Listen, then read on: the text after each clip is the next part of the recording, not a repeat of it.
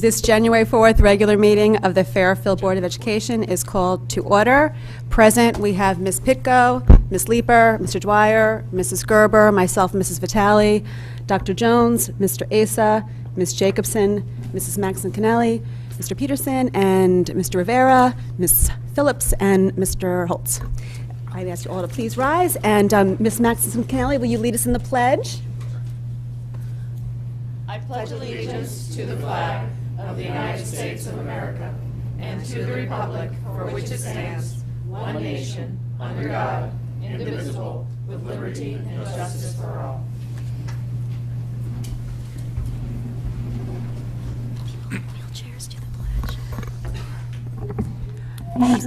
Who wants to start us off? Mr. Rivera, why don't you start us off for Fairfield Ward? All right. Good evening. All right, so recently Fairfield Ward had its annual badminton tournament in which seniors played doubles games in a tournament. It's very competitive. Unfortunately, I did not make the tournament, but I heard it was a good time. I did make the volleyball tournament last year. We're just getting settled into our second semester classes. It's been good. I actually took up a cooking class. That's fun. And our basketball team's doing good, as well as our wrestling team, as are most of our winter sports. As a matter of fact, the indoor track team has its divisional meet on Saturday, which we are really hyped about. Recently, our innovation center has started to get a lot more use. Like, I went there for my physics class, and it's great. You can connect your computer to the TVs. They got a VR headset. Really, it was a lot of fun seeing science demos on all the screens with all your friends. And also, recently the county's charity dance was last Friday, and Ward was in attendance. Very many of our juniors and their escorts went to that. I participated. It was quite a good time. And the red and white dance is tomorrow, which is for seniors. Any questions for Mr. Rivera? Isn't red and white next week? I don't think so. If it's tomorrow, I've got some shopping to do. That's a good thing you came to the meeting.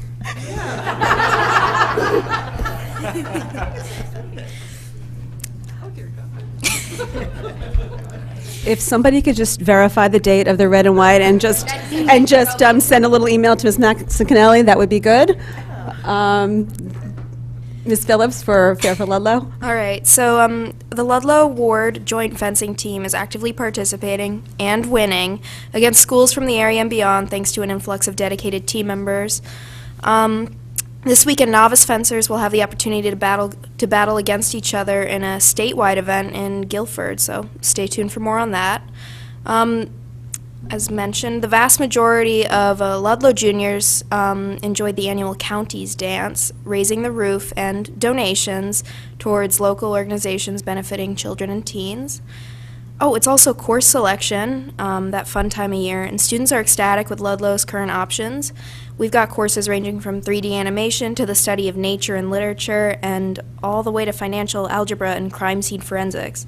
So it's pretty safe to say that students are able to pursue every single one of their interests at Ludlow. We've also got 8th grade parent night.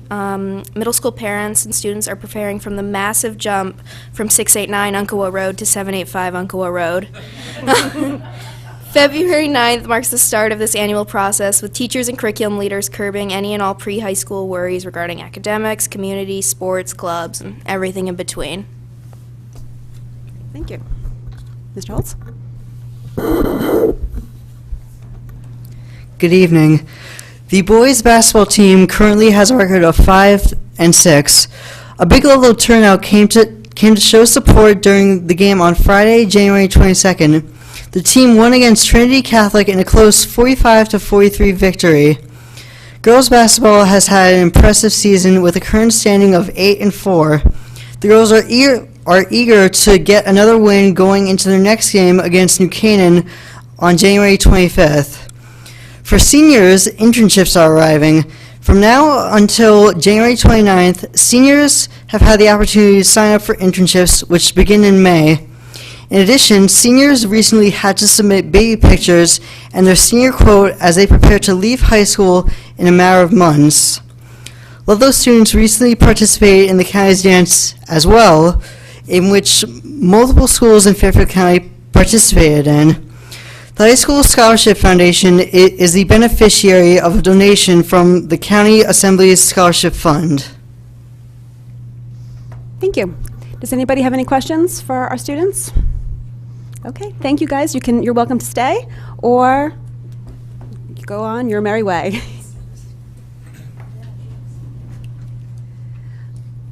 Public comment? If anybody would like to make comment, please come forward.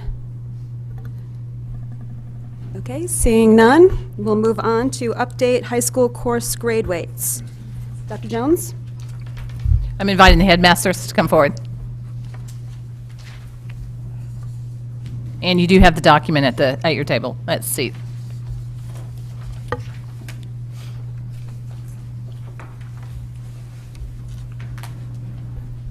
Thank you, David Ebling, Headmaster of Fairfield Ward. Nice to see you all again, and we'll definitely check on that red and white date for you as soon as we can.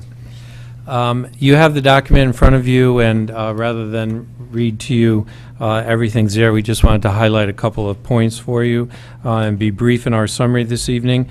We're grateful for your support and for the support of the community on the course name changes. That's where this project started, and certainly we're going to move forward with that, as well as reporting the unweighted GPA scores, and we're implementing those changes for the upcoming school year 19-20. And while the name changes will come into effect, there will be no change to the current weighting system for next year. And the one small thing would be that by changing the names from level 1 to honors and level 2 to college prep, we also need to change the name of level 0, which we will call the elective scale for 1 year. And then the following year, we will eliminate the level 0 column, if you will, that weighting, and then proceed to move the courses, anything that's currently at level 0, either into the honors level or the college prep level through a process that we'll develop this year. So in the words of Rosanna Dana, never mind. Ms. Jacobson? Question, just from the document, I just wanted to clarify, you were going to still be putting on transcripts weighted and unweighted? Both, okay, thank you so much. Any additional questions on this topic? I'm sorry. Mr. Peterson? Well, I just wanted to thank both of you and the administration for listening to so much public comment. I know you had PTA meetings. Obviously, we were here on a couple of occasions, before our last meeting, big parent forum. So I think that was a very productive process. I think it was good kind of confidence builder, a good bridge between the administration, the teachers, and the community. And I want to commend you for taking the time to do that. Mrs. Maxicanelli? Yeah, I did have one question that a parent asked me and I couldn't quite answer. And the whole notion of reporting 2 different GPAs, is that, and I'm not opposed, I'm just asking, is that, do many schools do that, and how do colleges receive that? I mean, you'd think intuitively, well, you commit to a GPA and that's it, and yet we're talking about putting out 2. So I was wondering, I couldn't explain well to the parent exactly why we would do that. It is very common among most Durg A and Durg B schools to report both. In talking to more and more students, what they report is that oftentimes it is rare that they're even asked for the weighted GPA, which is what we've always been reporting. So we feel it's not going to be confusing to colleges. In fact, as we read through the comments from as we surveyed the colleges, many of them say we'll create our own unweighted GPA if one is not provided. So in a lot of ways, we feel this will be a benefit to students. Colleges are still going to reweight whatever system they use. They might throw out the elective courses. They might add weight to AP that in their own system. But what we thought would be helpful is for students in their comparison to other students and where they stand and what the colleges might be looking at, that they would have a sense of that with the unweighted GPA. But it is very common. Okay, very good to know. I did have one other question, and I don't have an answer to this, but throwing it out there as one concern that doesn't quite get addressed by this, and I know I understand what you're doing with those level 0, and I mean, obviously we'll see how well that works out, how data gets crunched for how that's impacting GPAs, et cetera. My concern is with the course offerings that were of the core classes that clearly that level 0 was fulfilling a need that a student was choosing not to take it at the college prep and not take it at honors level. I give the example of pre-calculus, of calculus, where that having that option of the level 0 was clearly, and what I don't know is what those enrollment numbers are. So then it could be, well, we barely hold on to a section, in which case the point I'm making now is moot. But if in fact it has a robust enrollment, that implies a need for that. And so that's something that I retain as a concern for addressing the needs of students who are still pursuing, an aggressive math curriculum, but don't view themselves quite at that honors level. Now, it could be that in asking the teachers of those levels, they say, oh, they could handle honors, they just didn't, they wanted to reduce something off. I don't know what the reason is. I'm just concerned that it's fulfilling a need that now might not be addressed. And as much as we may hear about differentiation, there's a distinct difference between those two. And so I'll just voice that as a concern and for you to address on your own, but I'm just worried about that. Thank you. Any additional comments? I'd just like to reiterate what Mr. Peterson said. I thank you both for the time that you put into this before you brought it to us and in the last few weeks just meeting with the public. Thank you. Thank you.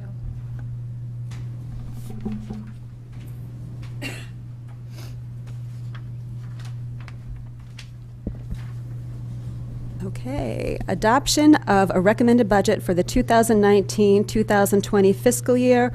Recommended motion that the Board of Education approve an operating budget in the amount of $182,372,957 as presented to be forwarded to the town of Fairfield. Can I have a motion? Mr. Asa, a second. Mr. Dwyer? Any initial comments, questions? Dr. Jones, do you have anything to add to start us off this discussion? No, just I might just start by thanking the senior team. They've worked extremely hard to get all of our questions answered. And just to note, there are some updated questions that were at your seat tonight. They went out late today as we finished those. So you may want to look at those if you have any last-minute questions.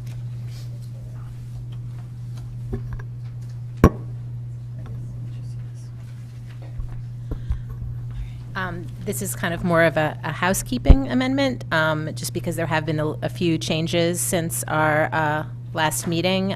So I just wanted to amend the main motion to transfer funds as follows. $50,000 from transportation into Board of Ed dues and fees, $40,000 from transportation into wage and benefit, $10,000 from program assessment into wage and benefit. So I'm making the motion. Can I have a second? Ms. Pitko? And again, this is just a housekeeping amendment in that there have been a couple of changes with, I think, a change in fuel costs and a reduction in the STAR assessment, I believe. So just wanted to put that out there. Does anybody have any questions about this motion? Mrs. Maxon-Cannelli? Just very briefly, if Dr. Jones could speak to what Mrs. Gerber was just saying, if you could go through the three and say what has changed since the budget book was put together that make these non-impactful. We had updated invoice for the STAR assessments, and that went down $10,000. And then Ms. Munsell was given a new fuel price, which is transportation fuel, from the town, and with that updated number, there was some savings there. And that was in the amount of 90. Yes. That was 90,000. 90,000, yeah. Thank you. You're welcome. Any other questions? I was just wondering if I could assure Ms. Maxon-Cannelli that actually Red and White is on February 1st. Thank you very much. My stress level just went down enormously. All right. That's about you.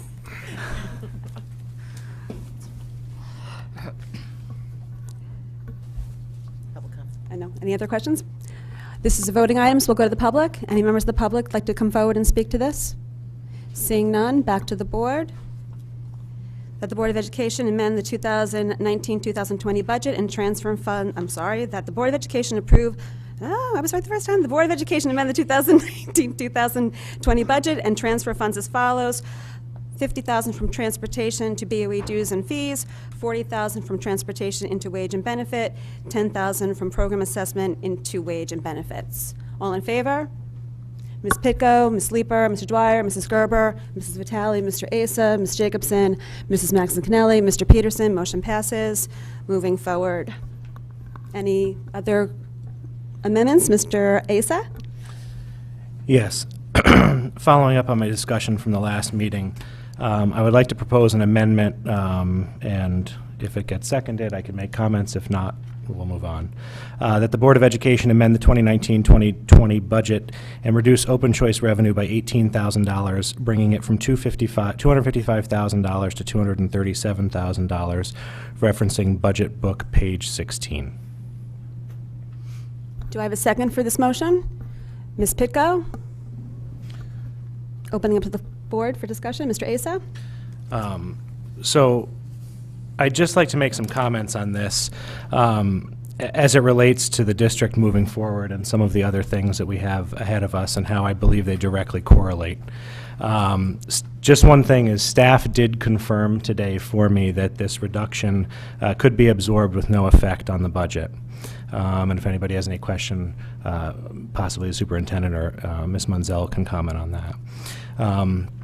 But I believe this motion, for the reasons I stated 2 days ago, but also in how it relates to our school space projects. I really believe if we don't reduce, we're talking 6 seats, the open choice program through attrition, we're feeding into this misconception that other town bodies have stated that we are requesting more classroom space to house out-of-district students. Whether we like it or not, other town bodies do control our purse strings. As a BOE, I don't think we should jeopardize a school building project over a misconception that we as the BOE can rectify through attrition that harms none of the current students that are in the system and would move up. There is a precedent for doing this. Previous BOEs have slowed down the growth of open choice program while trying to get rid of portables and adding brick and mortar classroom space. And I believe once the dust settles, no pun intended, we can revisit this plan and the number of students we offer space to. There were some arguments or some comments last time about racial imbalance and how it affects our plan. I don't believe that's going to be relevant because we know, and we've spoken on record, and we're having meetings in February, that the only true way to solve racial imbalance in our plan is to do a redistricting. We have money in this budget proposal to get started on that plan with consulting and discuss this in February. So I want us to make a decision on this that harms no current open choice student and shows the other town bodies that we hear and respect their concerns and demonstrates that we're not building space for anyone outside of our district. It was never our intention to do so, and I suggest we slow down our growth through attrition, and this year that means 6 students. Mr. Dwyer? After the meeting, Mr. Acer had indicated he was not going to pursue this, so I'm not as prepared as I would have as he decided to pursue it today anyways. I think Mr. Acer is wrong on a couple of points. This board has never been the one to choose how many students we can afford to accept. That has always been a management decision that they look at the enrollment projections and where we can fit students in that do not change the number of sections in a particular school in a particular grade.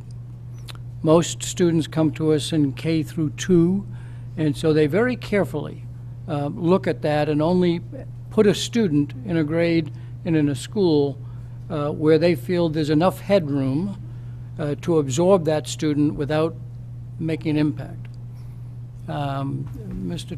Tracy, who was our interim superintendent, did a 10-year look back at the open choice program. when the original complaint was made by the Board of Finance that these students were costing us money.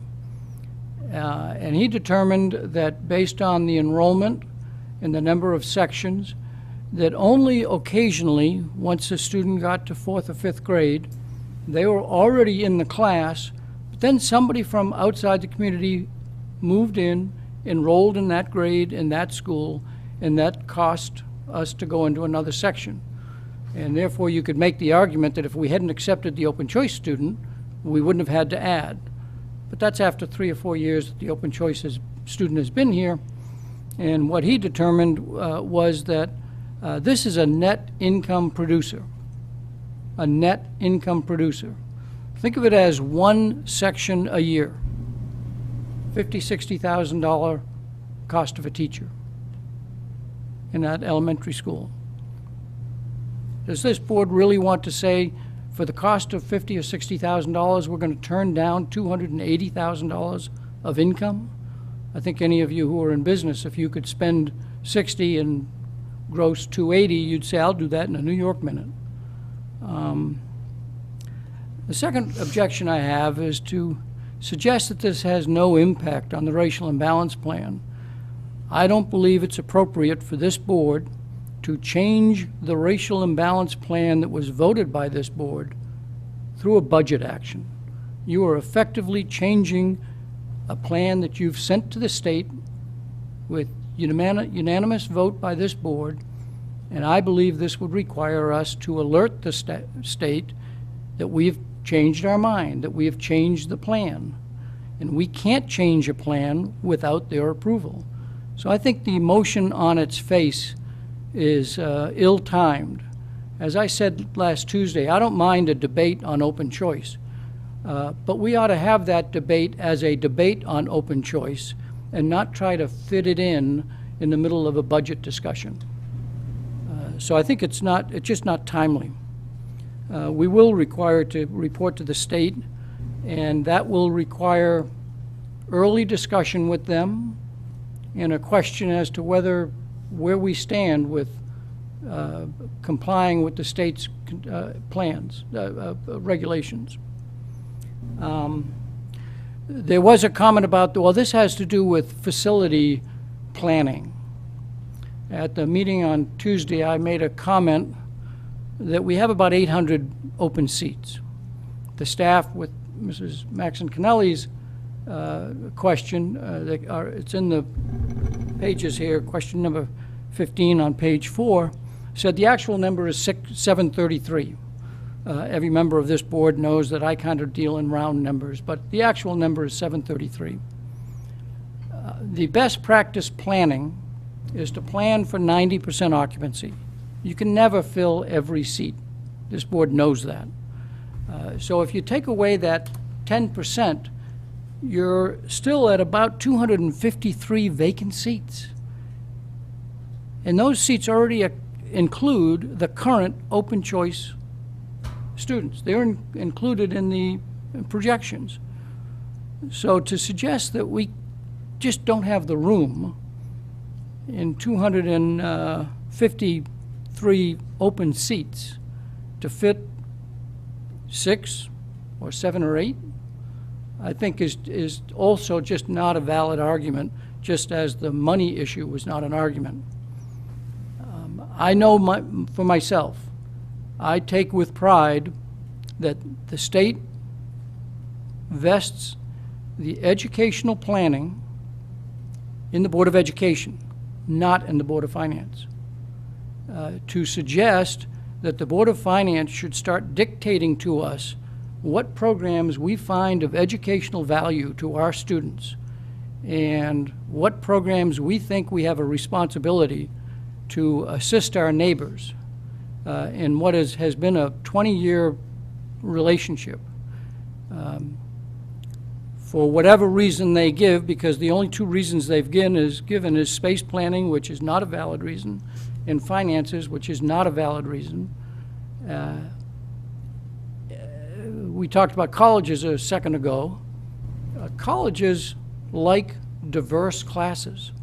They could fill their campus with valedictorians and National Honor Society people, all from New England, but they don't. They take great pride in saying we have students from all over the country, we have students from various demographic backgrounds, and that enriches the educational experience. I think the same is true with the open choice students. It is a vast benefit to them, but I believe it's a benefit to our own students who are able to interact with students from Bridgeport, because when they go out to college in the work world, they are going to be working in a diverse society, and this is a benefit to them to interact with open choice students. Mr. Acer and I have a different viewpoint on that. It's clear. He made his points on Tuesday, and I did too. He's made his points tonight. I have also. I don't really think it is helpful to this board to have a half-hour debate where he and I are just going back and forth and back and forth. But I feel strongly on this issue and cannot support Mr. Ace's motion. Thank you, Ms. Pitko. Since I seconded the motion, I thought it was only appropriate to talk of why I'm in favor of it.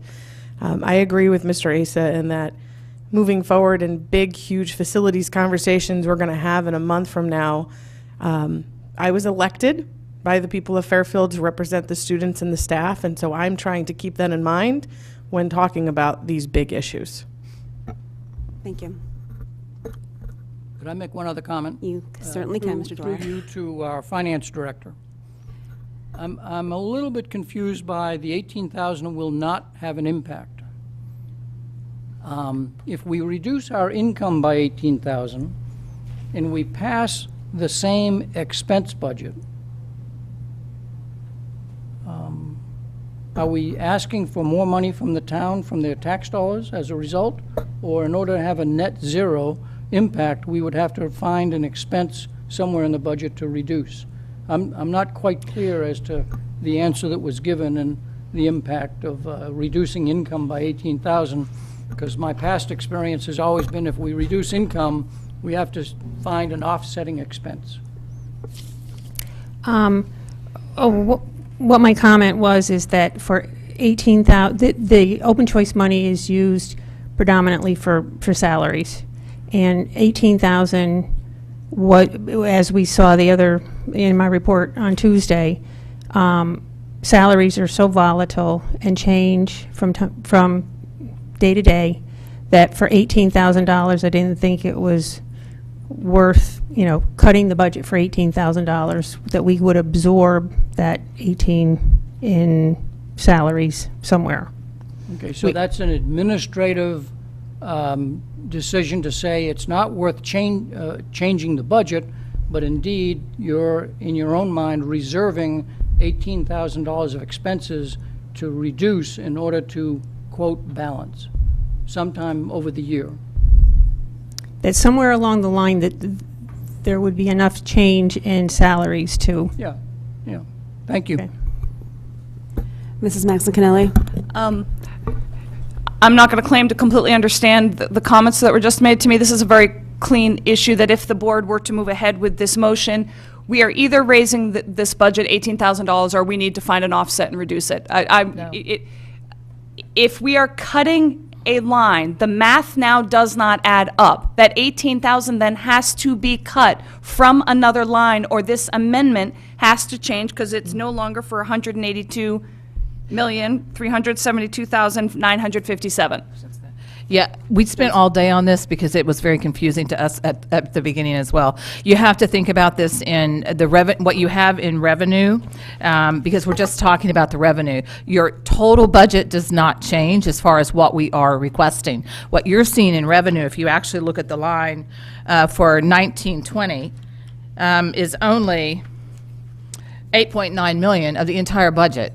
So when you reduce this, it doesn't reduce the totality of the budget. It's reducing these extra revenues that are coming in. It is, I know it's, but if you look at the revenue, that's why you don't see the entire budget here in revenue. But if You I only could have- ask, if you spend every dollar that is budgeted, you'll be at the end of the year, you'll be 18,000 short. Well, I think it goes back to what Ms. Munsell was saying, is that salaries are so volatile that we never. I understand that, Right. but if you make the assumption that we Yes. spend every dollar that's budgeted, we will have to find 18,000 somewhere to balance the budget. Yes. Okay, that's the only point I was making. We can defer what that decision is and leave it to staff to find it somewhere, but indeed, we will have to find it somewhere. It'll come from somewhere, but it will be, generally, that's where we talk about the turnover and all those areas that are volatile. And this is such a small amount of money. Okay, again, if this is something the board moves forward with, I'm not comfortable. I definitely hear you that this is not something that would be impactful. The math doesn't make sense to me, but that's really not the point I want to get stuck on, but I just, I hear Mrs. Picco's point that we're, elected, but we actually are elected to be agents of the state, if you want to put it that way. That's what state statute says. Board of Ed members are agents of the state. We're elected by the town, and the state has indicated we have a plan to follow. We have signed, all of us voted to endorse that plan. I completely agree with Mr. Dwyer's point that, and that said, I hear Mr. Asa, we're shortly going to embark on something which may better address it. I will also say that, though, that redistricting conversation was something that was in that racial imbalance plan that we would do. And we need to remain in compliance with something that we have voted on and signed on. So just as a purely process issue, I would not be comfortable with this. This is fundamentally changing what we signed on for. I also appreciated at the previous meeting Mr. Asa's affirmation of this as an issue of social justice. I very much appreciated hearing that. I had spoken a few years ago with a Republican former Board of Ed member who referenced this as being a lottery ticket for a very, very lucky child, and who took seriously, as he was speaking to that, the commitment that this is making to somebody. I mean, it's changing a life. We're not embarking on changing them all. This year we're embarking on changing 85 of them. And I really think that makes a difference. And I'm sensitive to Mr. Asa's point that we have been hearing remarks from other town bodies. I'm a little confused on the plural, because I agree with Mr. Dwyer's point. I've definitely heard it mentioned at Board of Finance. I have not heard it in other town bodies like this. And what I would say to that is I actually understand the Board of Finance's perception on that. It would seem to be a fairly even exchange, that if you are bringing in more students, it's having a space impact. We should not be expanding our schools for that. That's a perception. I think it's our job to educate about that and come forward with the facts, which is exactly what we have gone through for the past couple of years, countering those 2 points of, and which is why I asked the question, I wanted the specific data point. We have 15.2% as a space allowance here. We have 733. If we were to take the 85, that's 6 seats. I don't see the compelling reason to deny our own plan and to deny what we have set out to do with that. Again, to counter it with facts, which is what we've worked hard to do, and I wouldn't want to, because we're still having to do that argument, back away from this idea. Again, I'm sensitive to the point you raise. I just don't see that grappling with ignorance, we should just give up. We need to keep educating on this point, and that if the perception is still existing, that simply means we need to do that job better. And, fair point regarding, as I said, about the February discussions. I think that is going to be very impactful, but I do still fundamentally believe that this would change that plan and our commitment. So I would join Mr. Dwyer in not being able to support this amendment. Mr. Asa? Okay. And I don't intend to go back and forth in the debate. I just want to touch on a couple things that were said. And let me go backwards with Ms. Maxon-Kennelly and Mr. Dwyer. So we talk about the plan and amending the plan and abiding by the plan. The plan says 100 students, okay? So in essence, this budget is for 85 students, which puts us in violation of the plan. So the argument on its face doesn't hold water to me, because we're not abiding by the plan and we have until this spring or summer to do it. So it appears to me by this budget there's no intention to abide by the plan. With regards to Mill Hill and the discussion from Board of Finance, to Mrs. Maxon Kennelly's comment, I was actually at the Board of Selectmen meeting when we went in front of them and presented the ed specs and everything, and there was actually a lot of pushback from all three members of the Board of Selectmen with regards to a plan, a different type of plan in essence, but they wanted a plan from us, and they wanted to know what we were doing with regards to redistricting, with regards to open choice. Both of those topics were stated on the record at Board of Selectmen. Okay? Now, we can argue and go back and forth whether we need to give them the plan that they want and whether we should, but it was stated. And with regards to Mr. Dwyer's comment on diverse campuses, and I agree with that. But we're talking about 6 kids right now. My point is for 6 kids right now. And I'm not saying do away with the program. I'm saying use attrition for the next couple of years. And to touch on one more thing, with regards to the comment that most kids are placed in K through 2, I think that had been a past practice. Last year, I believe there was 12 kids placed in high school.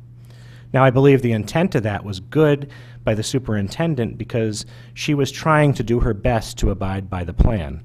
But to me, if the reason you're putting them in is for the racial imbalance plan and you're putting them in high school, it didn't make much sense to me at the time. And I don't believe it's a net income producer.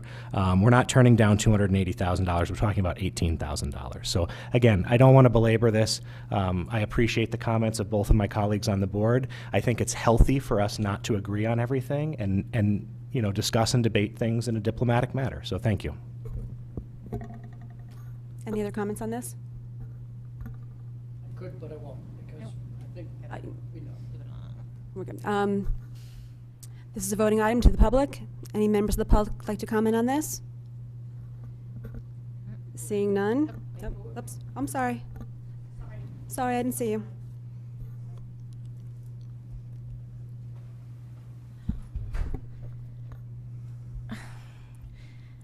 I get both sides of this equation. And the one thing... Could you state your Just name? state your name sorry, and for the- Suzanne Miska, 123 Reigate Road. My concern is this, is that this board, and while I appreciate all the things that it's responsible for, it is a member board of the town. And 4 years ago, we heard that we were one town and we all came together as one. And so while I appreciate the board doesn't want to answer questions or concerns of other town bodies, I think we all have to be cognizant of that. The concern is that this budget and what you're now discussing, that discussion has been long overdue. A redistricting plan hasn't been discussed. It's been kind of tabled. And yet while it's been tabled, we're moving forward with building projects. So it does stand as a member of the public. I'm curious as to what you're all attempting to do. To hear that we have empty seats and we're building 504 schools, that needs to be addressed. As a taxpayer, I want to understand what your direction is, where you are going, and how you're going to get there. And I agree with Mr. Dwyer that this is probably not the right time in a budget to be doing it. But this is the second item that I've sat and listened to that you're all discussing some grand plan while trying to back into numbers or discuss something in the budget. So I do think that this board needs to start being cognizant of what the other bodies in town are saying. The taxpayers want to understand what you're all trying to do. You want us to support you. It's our tax dollars that are supporting you. But we need to understand what your goal and direction are. And unfortunately, this board has not been very clear on what its direction is on open choice, on your racial imbalance plan, and on redistricting. It's been gray. And so maybe now's the time after this budget is done that we will start seeing as a public where you're going, because that's what we're going to need in order to back your budget. Thank you. Thank you. Any other members of the public like to come forth? Seeing none, back to the board. Any final comments from the board before we go to the vote? Mrs. Maxon Kennelly? I do want to ask for clarification I want to make sure that the board is all in agreement in not misconstruing what Mr. Dwyer and myself have said here, that we are completely insensitive and not listening to other boards. I appreciated Mr. Asa following up. I had not been able to hear the Board of Selectmen meetings, so now I'm aware of another town board bringing this issue up. I believe both of our points were that we are educating, that we need to continue to give information to the other town boards, and I hope that this board is comfortable that neither Mr. Dwyer nor I are saying we exist in isolation and do not listen to, tend to, respect the words of other boards. I hope that is how the rest of the board certainly heard myself, and that is how I heard Mr. Dwyer. I can't speak for everybody else, but that is what I heard, Mrs. Maxon Kennelly. I think that with open choice, there has been a misconception, as I asked Dr. Jones on Tuesday, when placing students, you are looking at schools and sections where adding another student is not going to add an expense of a full-time teacher.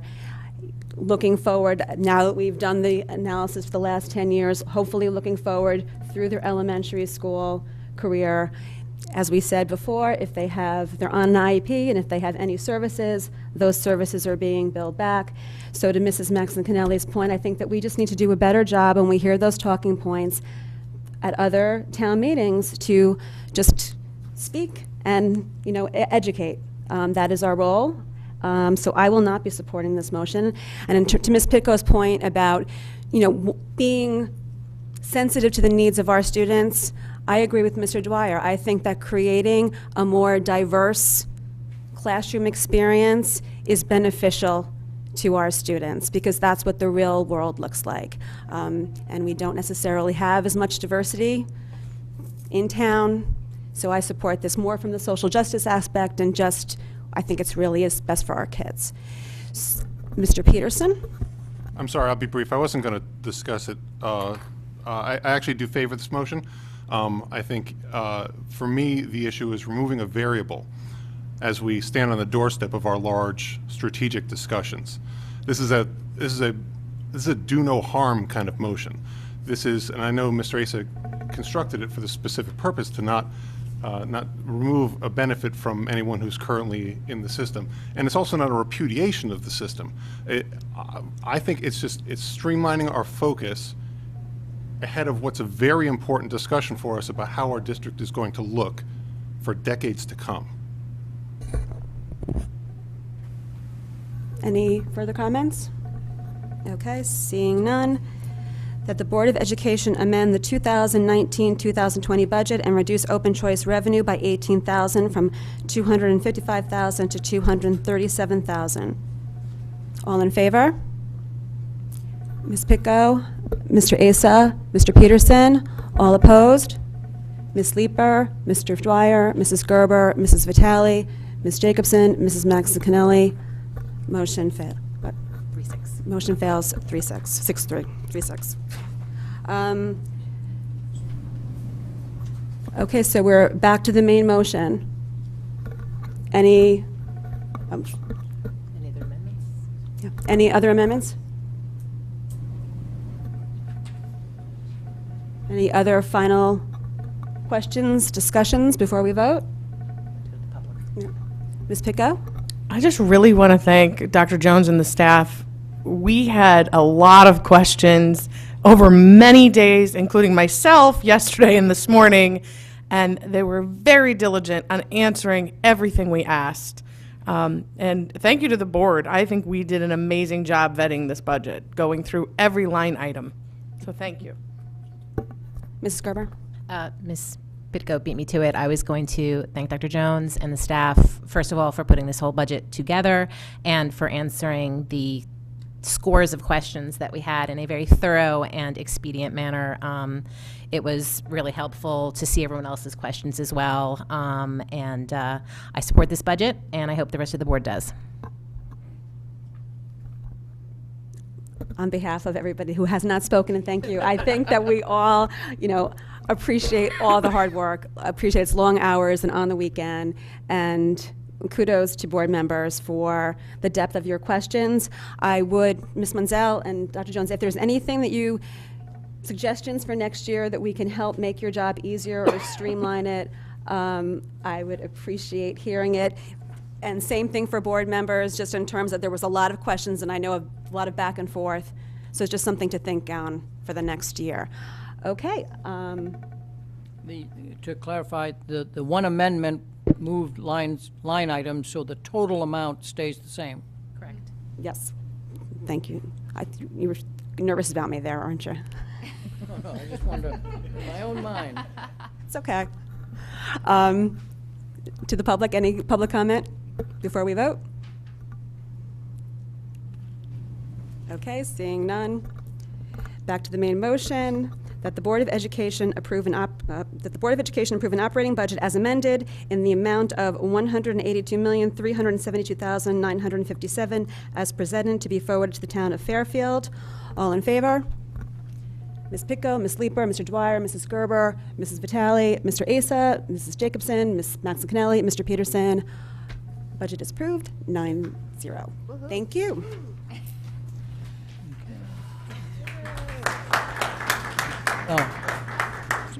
If I can comment, 2 years in a row, unanimous budget vote.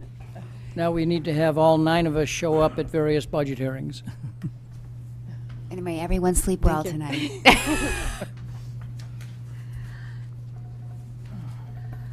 Okay. For the board goal discussion, it's really not a huge discussion. I just wanted to swing back with everybody to confirm we have February 20th and February 27th on the calendar right now for our discussion on facilities. There was some back and forth. I had some ideas of all of us getting around a conference table and having a more informal setting. That presents a challenge to Fair TV to film us that way. So I think that we will be keeping this setup for our discussion just so we can have the meeting filmed, because I think it will be of interest to the public. They can tune in. It'll make it easier for Mrs. Gerber to keep the minutes, to have a clear video record of it. I will hopefully still just kind of be relaxing Robert's rules for our discussion, just so we can have a little more of an organic flow of ideas. Maybe we can, work with Fair TV to move us a little bit closer together, possibly. Triangle. So if anybody objects to that, No, I'm just asking. just let me know now. I wanted to have this discussion in public. Seeing none, we'll move forward. The meeting will be televised with a relaxation of Robert's rules, which we can still follow. I want to say a relaxation. We will still be following Robert's Rules of Order. We are a smaller board, so we do not necessarily have to follow it as strictly as we do for our regular meetings. Mrs. Maxon-Kennelly. I was just hoping, in case anybody is watching us right now and who might not be quite clear on exactly what you're talking about with these 2 February meetings, if you could reiterate what's going on at the end of February. Okay, well, I was not done with this discussion. Sorry. I was actually hoping that you all would, give me a little bit of input in terms of helping set the agenda. Our board discussion carries a lot of different items. So in terms of prioritizing and where you think the focus should be, I would welcome the input of the board right now. So we can just, right now, from some initial thoughts, saying we have to talk about this, or this has to be the agenda, that will help set the agenda. And also, if there's any sort of information or data that we need from staff, I want to give them ample time to get it together. So when we sit down, we have a shortened window to have this discussion. I want to make sure that we're prepared. So any initial thoughts would be appreciated. Of course, you can follow up later. Ms. Pitko, sorry. Mr. Asa had his hand up first, so. You know what, The floor is yours. Thank you. I was hoping that on our agenda that we can talk about a charge for consultants for possibly looking at all of our facilities issues, including overcrowding at some schools, the ECC, possibly the Walter Fitzgerald campus, putting in scenarios on Mill Hill, because I know that we have not actually had that discussion if it's 504 or 441, and anything else the board wants to throw in there. Mr. Asa. Thank you. I would like to absolutely see a in-depth discussion on the ECC long-range plan as a one-site location and the feasibility of that using existing properties available to us. I would like to have in-depth discussions on the idea of redistricting district-wide. And I would also like to, as Ms. Pitko said, really talk about different scenarios, and I don't want to get into too much now, but scenarios that come about from our discussion of ECC. So depending on what this board direction wants to go in, let's say if we hypothetically want to put it in an elementary school, what would that mean as far as redistricting, and therefore what exactly do we want to tell our consultants? Again, the scenarios like Ms. Pitko said. I might think of a couple more before this end of this item, but that's it for now. Mrs. Maxon-Cannelli. I also support Mr. Asa's point regarding whatever more detailed information the staff can do regarding ECC as one site. And because we've heard an awful lot about that, and if it turns out that it's impossible, well, then we will know that. But my gut reaction right now is that is what I'm interested in long-term as well. I also think that part of this redistricting conversation, while I'm not looking to reinvent the wheel, I do think that we need to be open to re-examining the principles that we had approved a few years ago. You know, this is a new board. There have been some tremendous things that have changed on us between Walter Fitzgerald, between the ECC.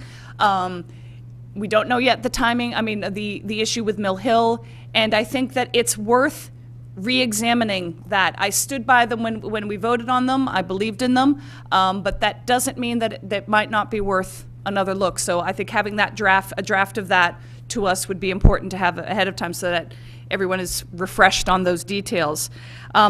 Also, just a question first to Dr. Jones.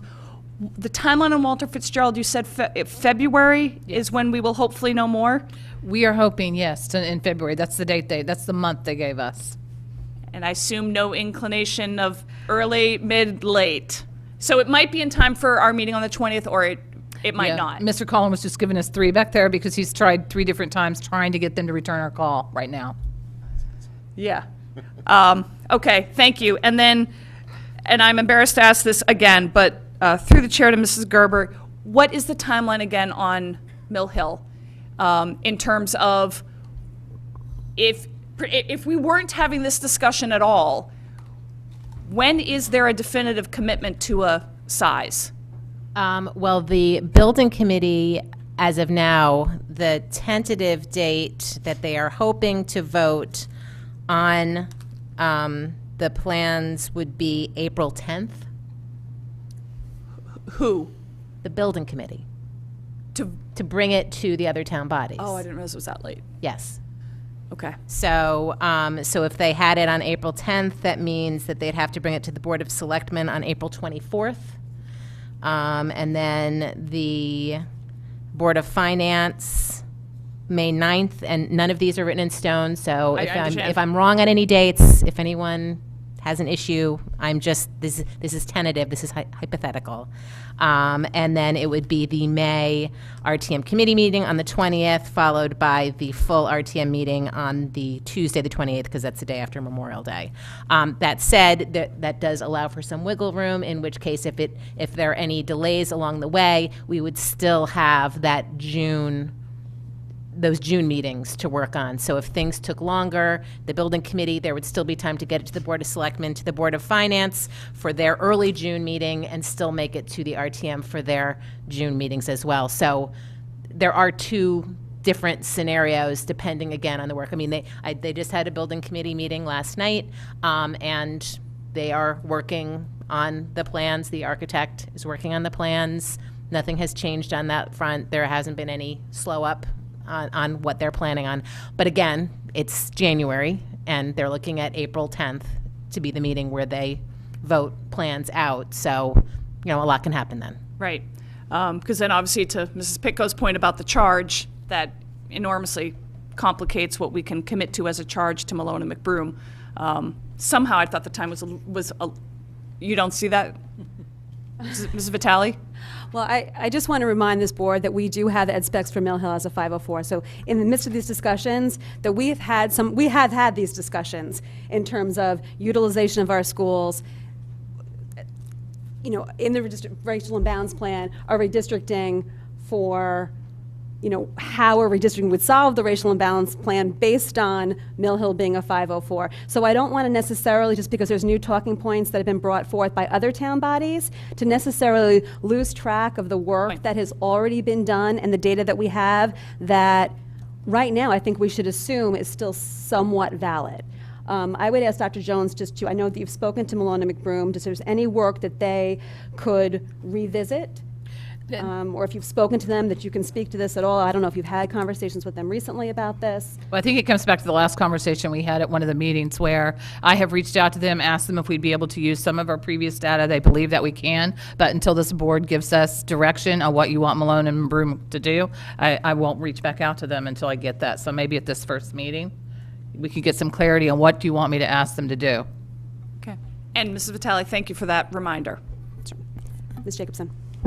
In addition to the other things that my colleagues have stated, and obviously interested in looking at all of those issues as well, there's two additional areas that I'm going to be interested in getting more information on, whether it be not necessarily from school staff, but possibly Malone and McBroom, or even in collaboration with the town. And I'm going to want recent permitting information to be included in the work that Malone and McBroom does in terms of growth within the town, permitting, like zoning and permitting. And I know that they do things like that because I've looked at other reports of theirs. The other second piece of information I'm interested in having is a home zone enrollment projection, along with when we update our program, our enrollment projections based on programming. So a home zone enrollment as well, just so we can have a comparison of true zoned enrollment projections. Thank you. Mr. Peterson.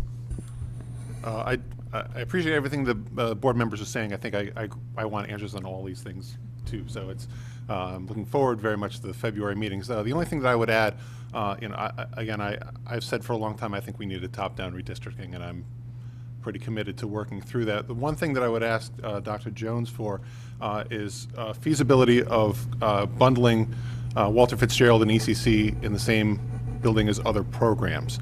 Right now we have the, you know, the WFC is separate. Is there a pro or a con to bundling them in any other facility we might have from an educational standpoint? It's kind of the one thing I think stands out that hasn't been asked. Ms. Sleeper? This might be a little unconventional, but I was wondering if something we could work toward is comprising a memo for other town bodies, trying to be sensitive to the concerns we often hear from other town bodies, which is they don't always see the big picture that we see, and we're really in the minutia of a lot of these things. And I feel like a lot of my conversations with other members of other town bodies is that they don't know about this or that or our thoughts on this, even though we all think we've talked about that, because we talk for a lot of hours on this board, and not everybody else is probably quite so interested in all of the minutia we discuss. So they're not watching all of our meetings all of the time, and a lot can get missed. But I'm wondering if there's a way that we could compile a memo that doesn't say we're moving X number of kids from this street to that school, and this, because we're not prepared to give that detail of a redistricting plan, but sort of laying out, here is the big picture. We're dealing with a full district that has 18 facilities, plus the ECC, which we don't currently even count as a separate facility, but maybe we will need to, who knows? But that is a large body of students that's part of our district that we need to find a new long-term comprehensive solution for, along with Walter Fitzgerald, along with what our projections are saying, and also a lot of the interesting analysis some board members did last year about space on one side of town versus the other side of town, and just the quantity of schools we have located on the east side of town versus the west side of town. And all of those things are the things I think are so clearly a part of what we discuss here that are definitely, I don't want to say definitely, but seem to be less clear to some folks on other town bodies. And maybe if we could provide a single memo that just detailed some of these complexities, it could be a helpful framework for the discussions that are going to go forward, because we're going to have a lot of challenging discussions in our somewhat near future. Ms. Pitko. I have two pieces to. I know that the town has recently gotten members as part of a strategic planning committee, and they've been going around to the different schools collecting information. I'd be very curious to see what information they've been able to collect. The second thing is I was able to go to the Fairfield Economic Outlook breakfast, and during that time, Mr. Tetro passed out a PowerPoint leading to basically the plans for this town, where they're looking to put commercial property, build it up, improve the grand list, and where millennials are being attracted to in the town. So maybe we can get a copy of that PowerPoint. It was very interesting. It was also how Sacred Heart is now going to be incorporated in different areas and to projects in our town. That's a good suggestion. I'll reach out to him. Mr. Dwyer? Did you have your hand up? Mr. Asa? Yeah, I just had a follow-up to Ms. Leeper's comment. I like the idea of the memo and kind of a recap and game. I'm not so sure doing it ahead of our February discussions would be beneficial, but after we have the discussions and once we actually have a strategy in place, at least a direction and a framework to follow, I think at that point it could be very helpful. I'm glad you're clarifying this. I did not mean in advance of the meetings. It was something I was hoping we could discuss about what we would put in a memo in those meetings. Thank you. Mrs. Max Cannelli. And to that point, and I'm saying this in ignorance of how it would be done, but if there somehow could be its own distinct tab on the school website of here's this link to the links that are specifically relevant to this board goal and this board discussion. So if someone clicked on that and it brought them to the memo, that what all the support materials that are here, that instead of having it clouded with our Board of Ed meetings, that it be specific. Again, I say that not knowing how it would be done, but just, that at least would be something immediate, because then composing a memo is a whole separate task. But this would at least be, this is all what we are looking at and discussing just on this conversation, and then, just pop the resource tab and just pop those links up there. Mr. Dwyer. The favorite topic, racial imbalance plan. If you go on our website and click on that, you will find virtually every document that we have put together in relationship to that plan. So I think it's eminently possible to create, a link that says we're having a facilities discussion, and here are all the documents related to that discussion. So I think that's possible. A couple of comments on Mrs. Vitale's request. I fully support Mrs. Maxon Cannelli's comment about revisiting the principles and guidelines for redistricting. The consultant, I'll say in conversation, not in front of a full board, made it clear to me that we value those principles. When we're designing an elementary school boundary, we value those principles. It is impossible to create a redistricting plan. No. You can create a redistricting plan, but when you try and accomplish all of those principles, it severely limits the options you can look at.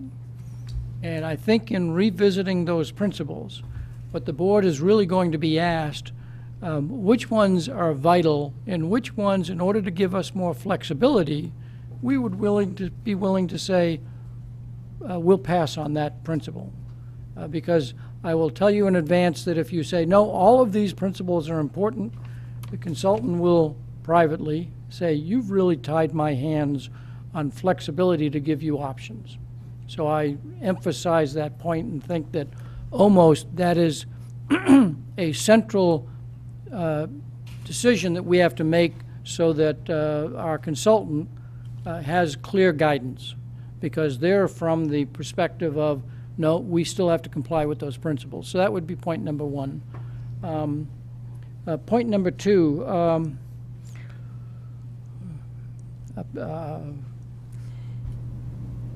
hope the minutes reflect that Ms. Misker agreed with me, but that's a separate point. So I only say that because I'm about to say I agree with Mr. Asa on the perspective of Mill Hill. In the past, we have advanced projects, and this town has not said, tell me in advance, before we approve the project, exactly how you're going to use every seat. Because if you try and do that, you are saying, okay, here's how we might use every seat if you give us 504, and if you don't, here's how we might use every seat if you give us 441, and here's how we might use every seat if you only stay with 378. And it's about 3 years before that school's going to be open. And for this board to go on record saying, here's how we're going to use those seats, knowing 3 years from now, there are going to be a lot of change in enrollment projections and in needs. So this board has not been expected to give that answer, but Mr. Acer is correct. They're asking for that answer now. And it may be beneficial to us in getting approval to be on the record. We're putting ECC there. We're going to redistrict this section of part of the town, and that's how we're going to fill those seats. We're moving the Walter Fitzgerald campus there. That's how we're filling those seats. There's a danger in that because as soon as you make that commitment, you'll have a different group of people in the audience saying, well, wait a minute, we don't like that plan because what you're doing we don't like. And suddenly you'll get arguments against 504, not because the consultant originally said we need those spaces on the west side of town because we need them on the west side of town, because this town values neighborhood school, small boundary areas. If we, and that's about to get to my third point, it may be that we should also have a discussion that when we all say, yeah, we value neighborhood schools, what do each of us mean by that? What is a neighborhood school? Because, a neighborhood school is a neighborhood school, and does that mean that every child has to be within a half a mile of that school, and that's what a neighborhood school, or can the boundaries be created that are a little bit larger, and therefore the neighborhood school just has a larger attendance boundary section? And so what is a neighborhood school, I think, is another issue that is almost in conjunction with the principles of redistricting to say what is it that we're trying to accomplish that helps us define what this town is about. And I'll say as part of that, with Mr. Peterson's comment, we will never impact the overall cost of education if we don't make some fundamental change in neighborhood schools or other aspects, because as long as we continue to have small district boundaries and small classes, we will need buildings and classrooms in various places, and if that is what we value, then we ought to stand up and argue that point in front of the Board of Selectmen, the Board of Finance, and the RTM, and convince them that this is in the best educational interest for this town.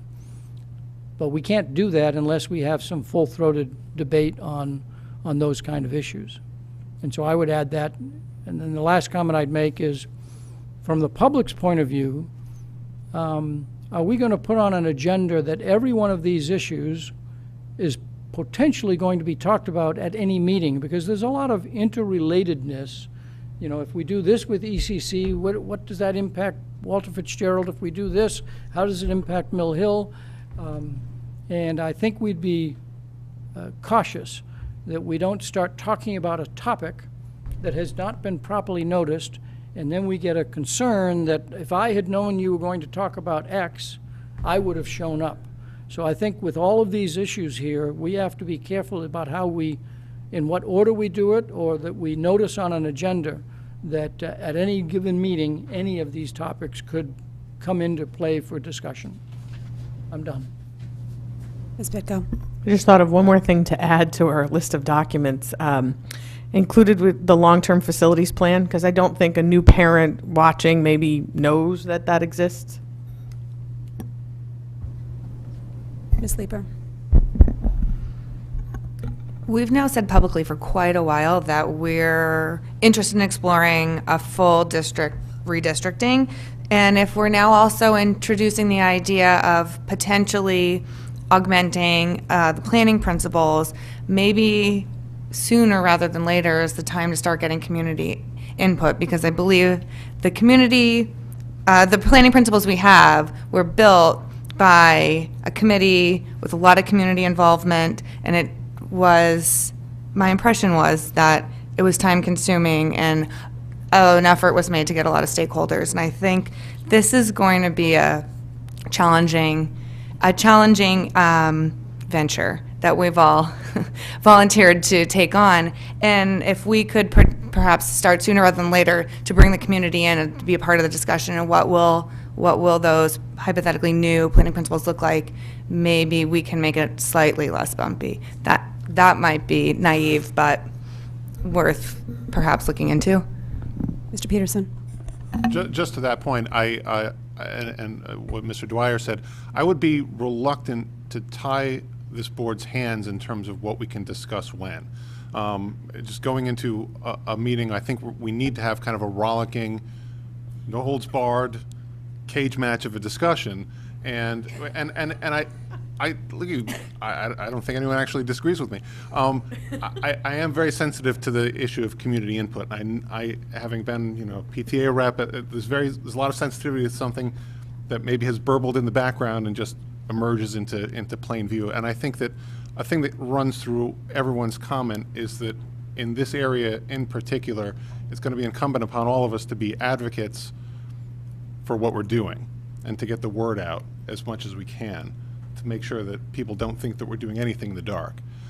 But I do think that we need to have as broad a discussion as possible. If I can follow up on that.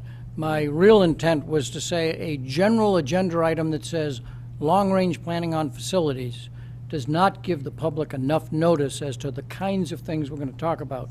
And so listing all of these issues so that it's clear that at any given meeting, any of these things could come into play, because I think they will come into play. And my comment was only meant to make sure that we properly notice that. Point taken. Ms. Jacobson? I'm just following up on the community input piece. Perhaps in one of our meetings in February, the chair might contemplate some sort of a schedule when you're thinking about when we would be having possible forums, or how that might look, or the process or mechanism by which you wish to receive public input outside of a meeting, if any. My initial thought was that... You tell me now. No. Okay. We have two dates on the calendar, February 20th and February 27th. My thinking was the February 27th meeting would be our town hall. So we would have the meeting on the 20th, we would have a discussion, there would be, I'm sure, talking points coming out of that. It would be an opportunity for the public, at least to get some initial public feedback at the town hall meeting. We may, based on the discussion on the 20th, need to identify other groups to reach out to in a smaller setting. I don't have the answer to that. I think that is something that we have to talk about. And the communication piece, to Ms. Sleeper's point, I think that's a big part of it, and it's not just reaching out to the community, our school communities. These are our schools. This affects people that don't have children in the school district, and I think that we need to talk about ways to make sure that we're connecting with those people as well. Ms. Maxon Cannelli, Mr. Asa.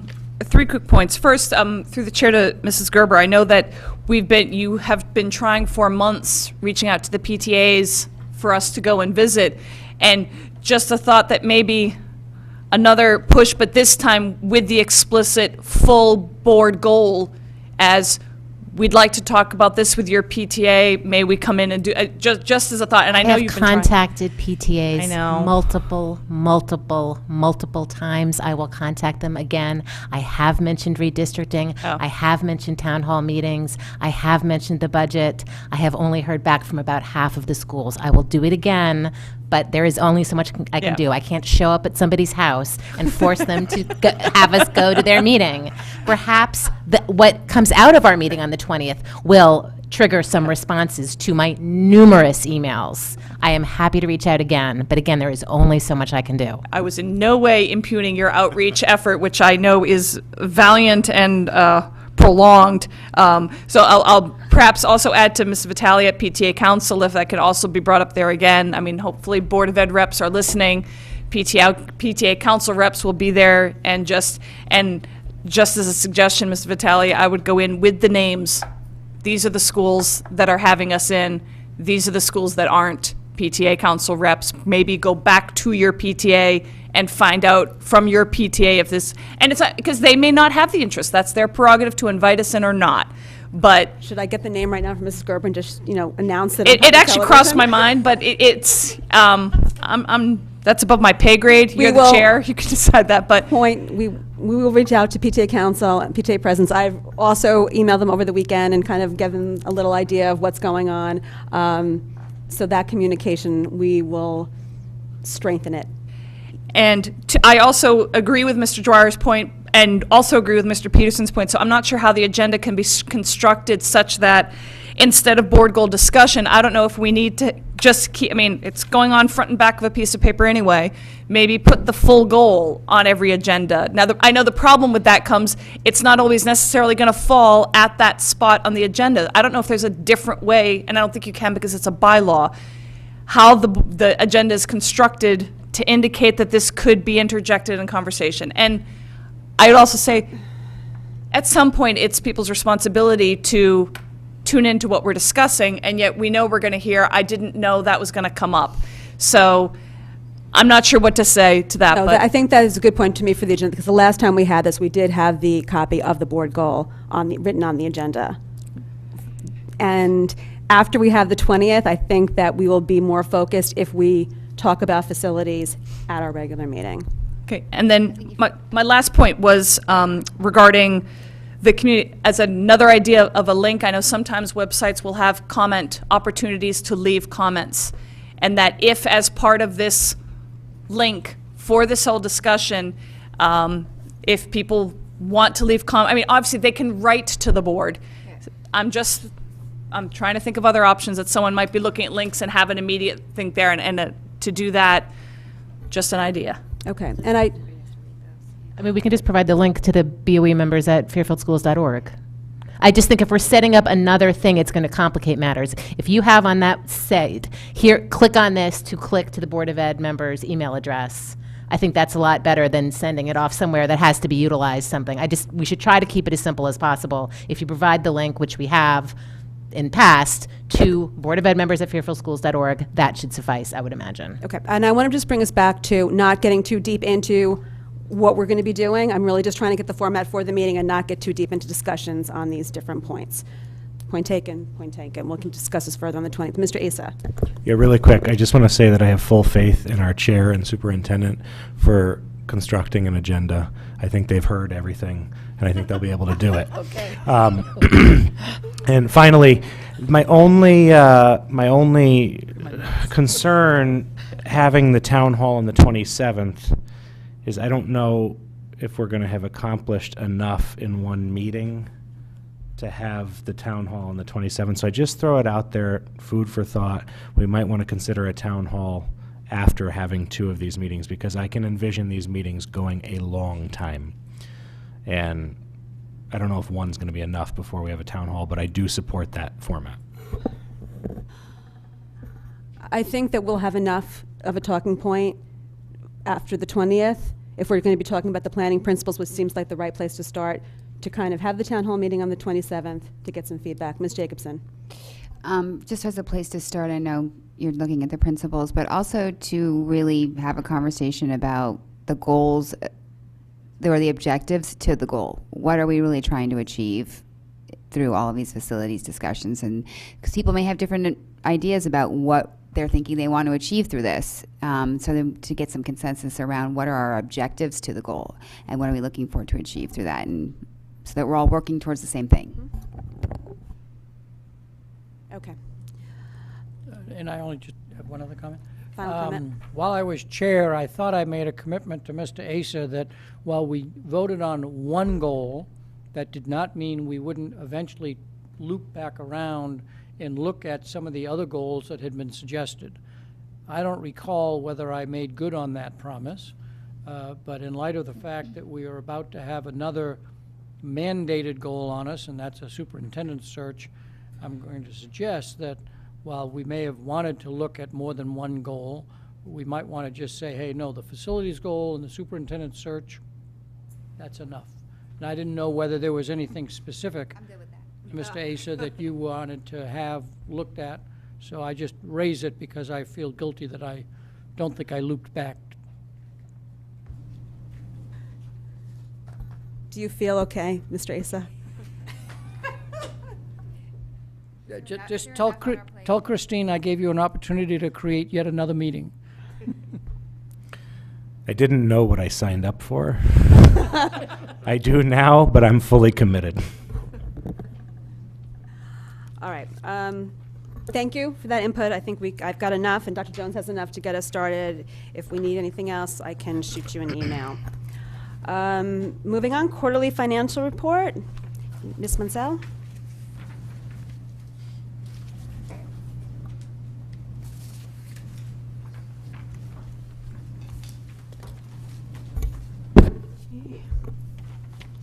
Hi again. Doreen Munsell, Executive Director of Finance and Business Services.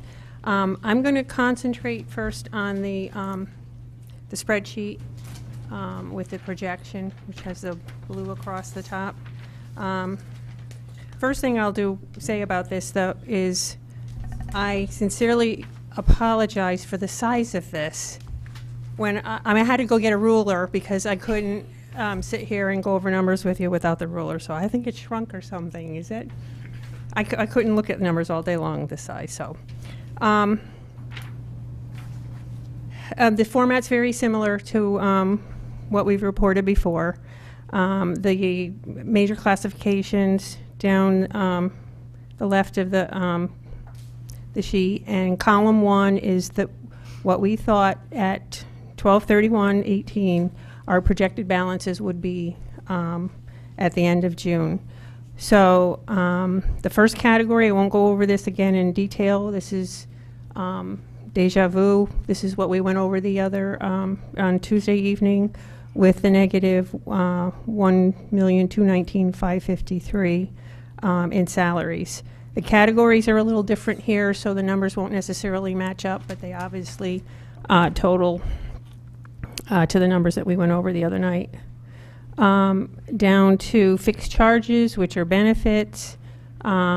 We have a good balance in life insurance and a deficit in disability, explained in the budget book that we went out to bid, and we got new rates for this year. So those are the new rates, and luckily they offset each other. FICA Medicare has some funding up in wage and benefit, but it's also in a deficit position because of the salaries. And then the projected balance for pension is for the 401A. Down to pupil personnel services, it shows $206,984 is a positive balance here. That offsets negative balances elsewhere for special ed. So special ed, at halfway through the year, is, on target with their budget, their balance. So kudos to Mr. Mancusi. I really appreciate that. He's done a great job, and I'm just hoping that it stays that way. The next category is school expenses. There's a small piece there that's a district district support, but the rest is school balances from the allocations. Support expenses, tuition for tuition reimbursements, some tech balances. Tuition for magnet school is a given based on our 10-1 enrollment, and then some balances in postage, copying. Then the big balance in instructional services. We had discussion, the big bulk of that is science. So there's a total for support expenses. Down to maintenance, we have some repair account, transportation. Regular transportation in and of itself is in a good position. It's the special ed that brings that into a deficit. Maintenance accounts have a small projected deficit.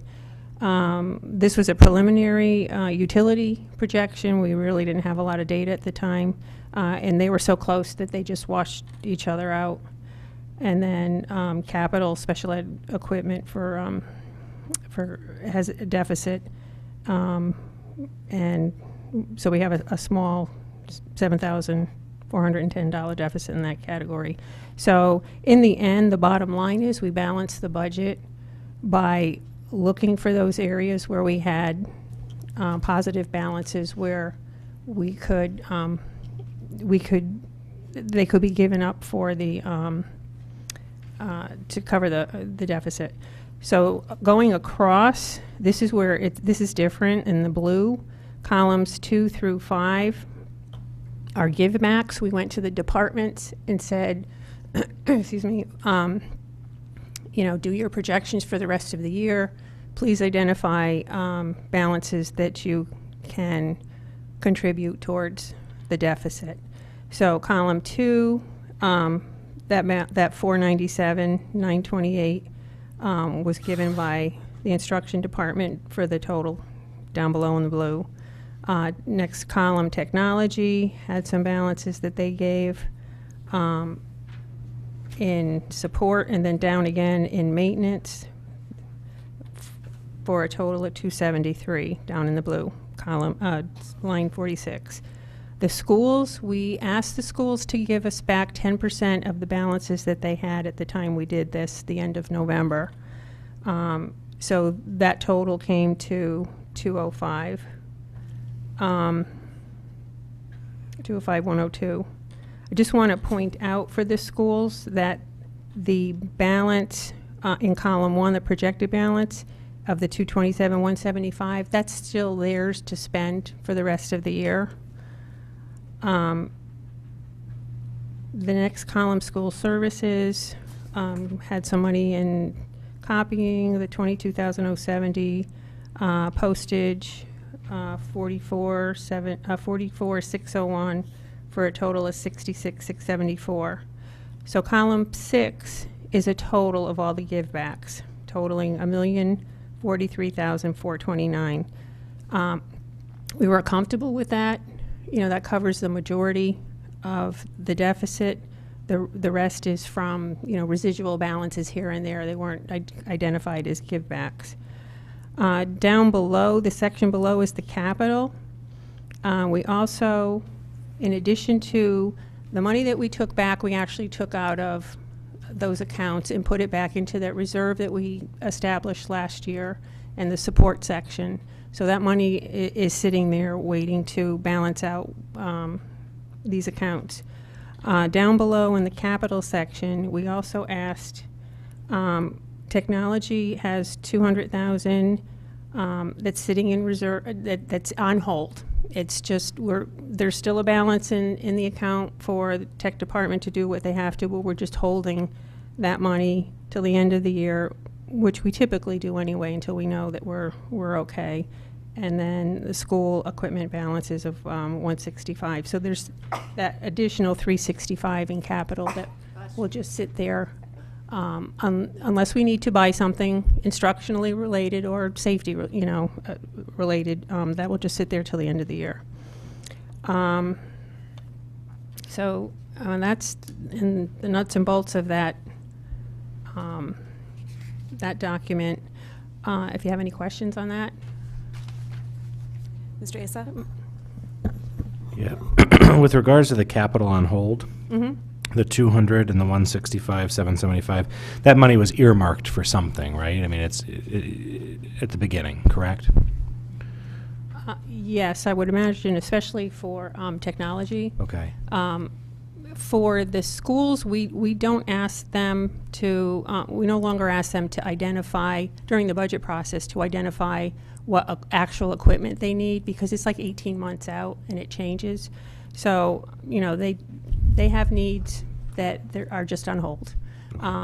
You know, we ask if it's something, they ask, and if it's critical, we get it. If not, we hold it. Okay, so then I'm to assume that there's nothing in that balance that is at this point considered critical, that we're going to not do. Correct. Okay. Thank you. Ms. Jacobson. Before I get to some questions, and forgive the question, I want to understand the term balance a little bit better.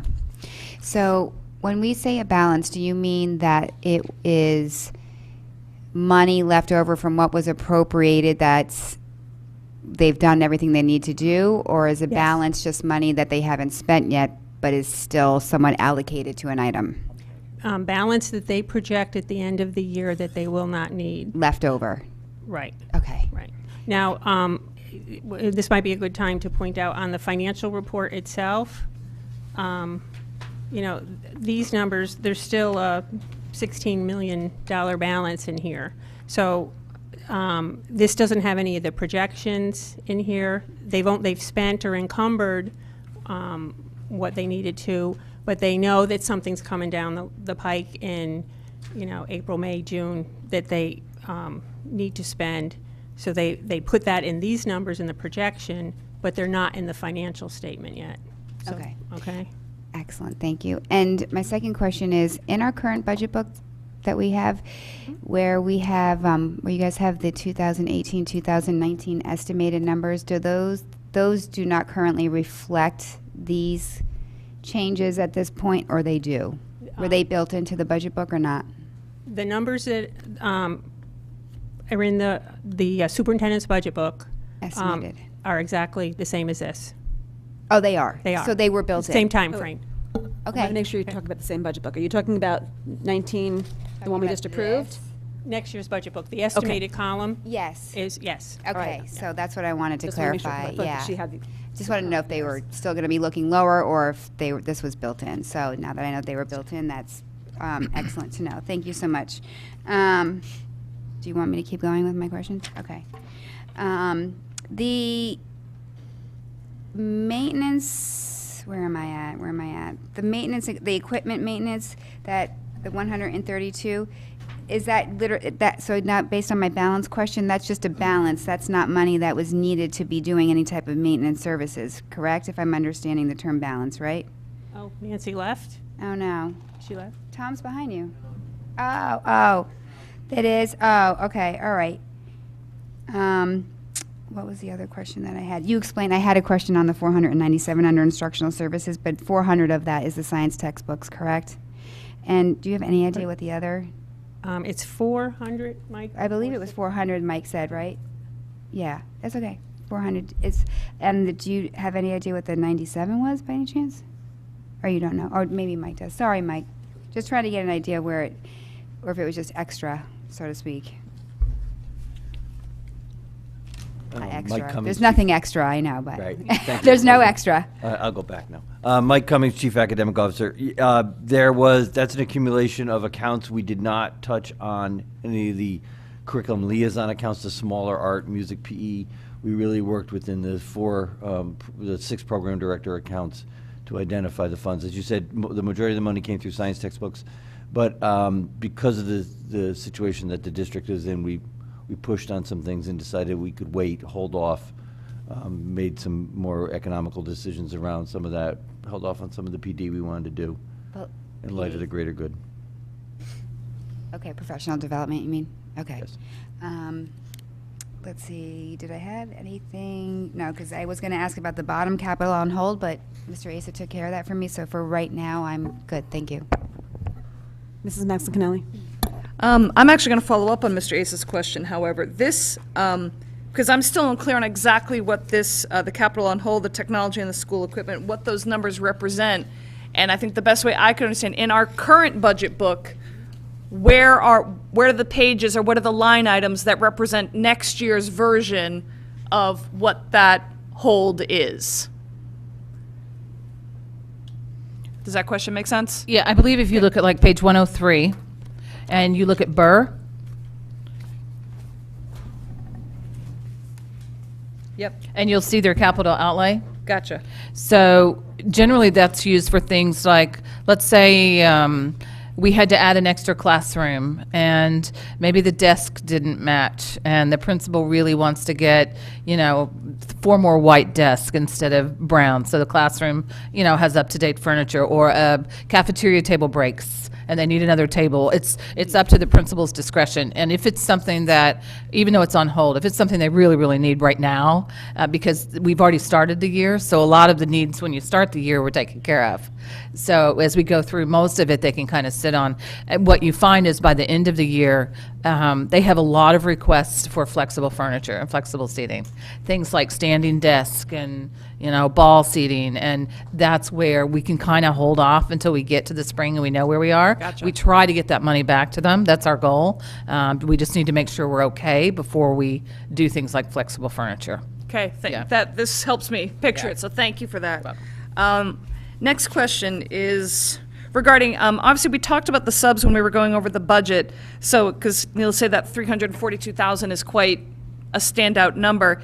The measures that the measures and the controls that you have put in place, and I think you said they were effective back to December, was when that came up as a topic. Do you see that perhaps this won't be quite as high? That it's based on I assume this number was selected based on the experience, but that because of measures that have been put in place, it won't end up being, and again, I don't want you forecasting on an unknown, but that hopefully this experience actually is going to improve. We actually did another update. It's got to be as of, I think, the end of last week. And that has improved to the tune of about $100,000. So it is moving in the right direction. Okay. Excellent. And so therefore, these things that are put on hold, that I'm just putting out there for the future, that as of the next quarterly report, can we know how that will then be, in what order that's released, or, what will still be taken care of? Is good. So number one, wonderful that the controls put in place are going to help improve that.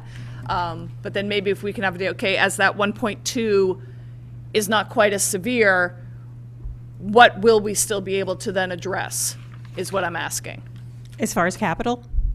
As far as anything on here that has been put on hold. Let me add to that. That has improved. Utilities have gotten worse. Okay. So that's one of the reasons why the capital's on hold, is because this changes daily. So until all those ebbs and flows, settle down and we know exactly where we are, we hold on to those unless there's a critical need. Fair point. I shouldn't jinx us. Okay, thank you. And then I had one other favorable. No, I guess that was it for me. Okay, thank you. Mr. Dwyer? I ask this every year. First, your opening statement that says, are projected to be within budget. And I ask you how comfortable you are with that, and you always kind of hesitate. But in comparison to other years, how comfortable you are with the projection that we will balance our budget?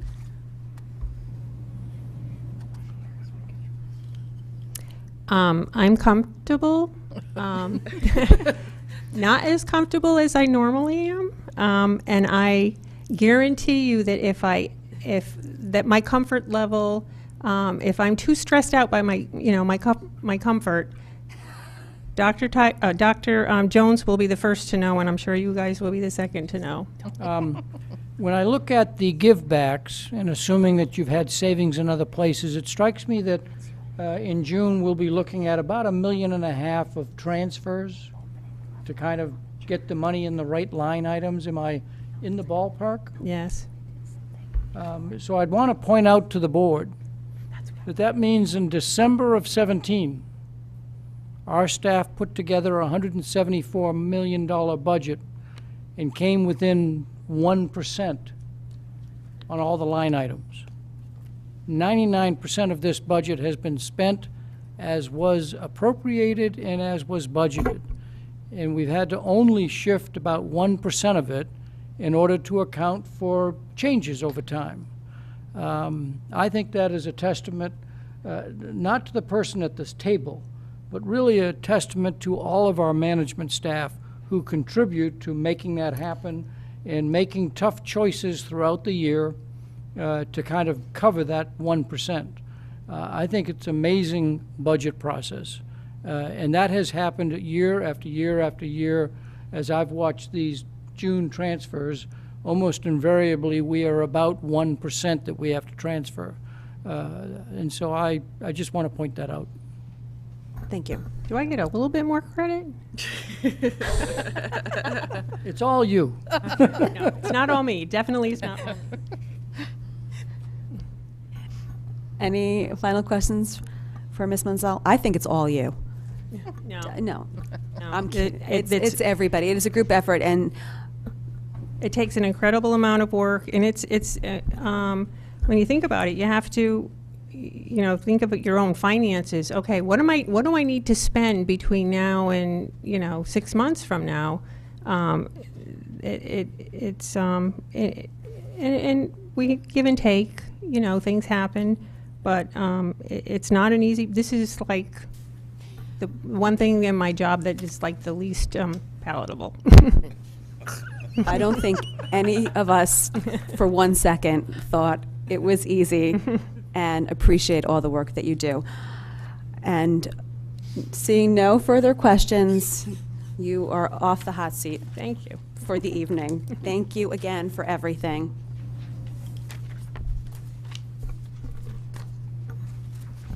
Okay, approval of minutes. Recommend a motion that the Board of Education approve the special minutes of December 13th, 2018. Ms. Jacobson, have a second. Ms. Pitko, all in favor? Motion passes 9-0. Superintendent's report. Yeah, I'll just highlight a couple of things. First of all, we have sent out our letters for preschool, and I know the board saw some emails, especially from Burr, because that is where we're moving a program. So they're going through that transition like they did when we moved the Dwight program. And just reassuring the parents that have a 3-year-old that if they go to ECC Ward or ECC Stratfield, they are still grandfathered in to be able to attend Burr, which was under the pretense when they enrolled their 3-year-old there. We are starting also just our broader enrollment for pre-K, so you'll start seeing signs out in the neighborhood to get all of our enrollment in place for next year. Tomorrow, Burr Elementary is holding a career fair, so I will go and speak to elementary children and try to encourage them to become school superintendents. So we'll see how well that works in several years from now. We also, I just want to again say one more time to the senior team, I know they're getting ready to race out the door, but again, thank you for this work on the budget. It's been a tremendous amount of effort just to be able to make sure that we really do understand every single line item and we really believe in this budget and what's in it. So thank you to the senior team. That's it. Committee reports. Ms. Pitko? The next SEPTA meeting is Wednesday, January 30th, 7:30 at Fairfield Ludlow High School. SEPTA is celebrating 16 years this year, and they will be having an event. Please mark your calendars, Board of Ed members. It is April 6th at the Gaelic American Club at 7:10 p.m. I'll be sure I'll be sending an email out to you. Thank you. Ms. Lieber? Just a really quick note about what board members found at their seat, thanks to Mrs. Brown. It was requested at the last meeting to just get a little more information on tuition for some of the private preschools in Fairfield. So I pulled 5, and I actually got one more as I was walking in the door. I did just half-day programs to be comparable to the ECC, and as you'll see, there is no shortage of makeup for programs. So I tried to give as much information as possible, but you'll see a general trend. And should the board be interested in the Finance Committee continuing to look at this in regard to our ECC tuition, I'm happy to do that. Thank you. Mr. Dwyer? Last December, I was appointed to the Special Projects Building Committee. Last night, I got notice of a meeting on Monday with no agenda. So I can't tell you what the topic is going to be, but nonetheless, they will be meeting Monday at 5 o'clock at Independence Hall, and I will let you know what what project has been assigned to them by the first selectman. Thank you. Mrs. Gerber? The Mill Hill Building Committee met last night. They voted on a traffic consultant, Frederick P. Clark Associates, based in Fairfield, and they are moving forward with the process of hiring a construction manager. They're just in the early stages of that, so it'll still be a little while before that actually happens, but they're moving along as anticipated for now, so I'll keep you posted. Just for the Sherman Building Committee, I think you probably heard that right now initial estimates for that project are over budget, just very initial, so I don't want us to get too worried yet. Silver Petrocelli is going to go in and look and do a little bit of a breakdown to see what's applying towards the FEMA, what's not. They went up to the state to kind of get some initial conversations about the grant reimbursement. Not everything is eligible for reimbursement, so they've got a lot of work to do, and I will update you. I missed their meeting last week because of our meeting. Actually, last week. That is it for Sherman, and I'll send you an email just as I get more detail about where they are with costs. No report? Oh, okay. So I've been watching bills come in through the Education Committee and other committee areas of the state. Right now, what's happening is it's just placeholder bills. The Education Committee hasn't actually had a committee meeting where they're actually raised any concepts at this point, so I do check every single day the things that people have been putting in. It was looking pretty usual suspects until today. It started to get a little more interesting. So my plan, unless there's an objection and you don't want to be included, is that once things do start to become up for public hearing and there's actual bill language attached to things, I plan on sending you a report whenever that will happen with a link to the bills that will be raised in the committee, so you can either see the language or suggest anything that you may care for me to relay to anyone as we move forward. Anything that seems fiery, I will make sure to make a note on it, so and where I might try to drive your attention if I think that that's important for us to do. Does that sound good? Sounds good. Thank Okay, you. thank you. Ms. Maxwell-Kennelly? I actually just had a question to Ms. Jacobson. There was a bill a couple of years ago, and I'm curious if that has ever resurfaced, was the notion, and I'm going to put it in layman's terms, but essentially it was allowing parents into classrooms.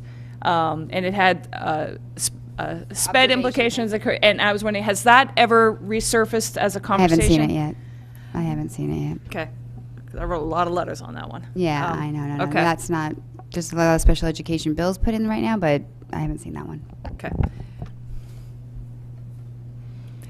And for policy, I gave the policy committee a span off, figuring we were busy enough, so we met at the beginning of January, have not met again. But just as an update to the board, that administration of medication, which we'd had as a first read, please don't throw those papers out. So that will be, I'm asking that it be on the agenda for a vote at the next meeting. We did have some language questions that I did not feel comfortable moving ahead with until I checked with staff about. So that will be coming back up, and the policy committee is moving forward with looking at homework. We resolved at the last meeting, we came up with certain categories. And then Dr. Jones offered, which we thought was a great way to do this, to work with staff on coming up with some suggestions, using a couple of other districts as models, and with the direction of the policy committee towards the 4 categories, and which I'd wanted to tell you the 4 categories, but in shoving all of my budget stuff in my bag, I did finally take my policy material out. So I don't have that with me, and I don't want to give you a half a list. I do appreciate, I did hear from Ms. Sleeper about this, but again, if anybody else has feedback, we will be meeting, before our next Board of Ed regular meeting. So if you have, I might put a buzz out to you just to take a look at our enclosures for that, so that you can see what we are focusing on, just to see if you have any responses early on to that, because I'm sure the community will be on the edge of their seats waiting for that one. So, thank you. Mr. Peterson? Actually, don't have quite as much to report since the last 2 out of 3 Board of Finance meetings, the last 2 out of 3 Holland Hill Building Committees have conflicted with meetings here. Hasn't been much on the Board of Finance agenda that impacts us directly. They've been dealing with issues related to the senior tax relief. They had a rollicking discussion about the pile cleanup. Holland Hill seems to be going very smoothly. The last meeting I was able to attend was on the 10th. It was a very brief meeting, a lot of just kind of invoice issues, early returns from the movement in after the December break. January break seemed to have been very well received. There was some discussion about restricting access and keeping construction access limited to new areas where they're moving the renovation, but it feels like everything is very much on track. Thank you. Any questions for anybody about the reports? Okay. Open board comment. Ms. Pitko? Happy birthday, Mrs. Maxon Camelli. Thank you. Anybody else? Okay. To the public? Any members of the public want to come forth? Wow.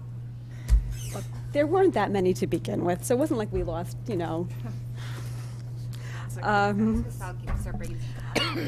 Okay, can I have a motion to adjourn? Yeah, what? Okay, Mr. Asa? Ms. Jacobson, all in favor? We are adjourned.